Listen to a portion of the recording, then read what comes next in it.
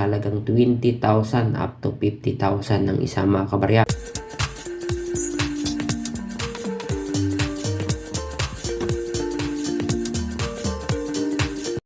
So ayun na nga mga kabarya, no? Baka meron kayong ganitong klaseng barya. Ito po ay 2 piso na Rizal. Ito po ay old coin natin mga kabarya.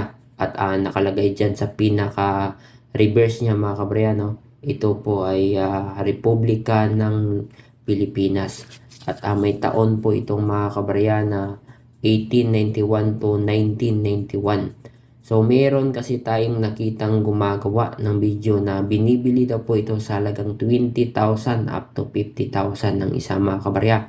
So para po sa kalaman yung lahat mga kabarya, itong barya na ito, ang composition po nito ay isang nickel lamang. At wala po itong additional value or a collector value mga kabarya. Ito po ay common coin.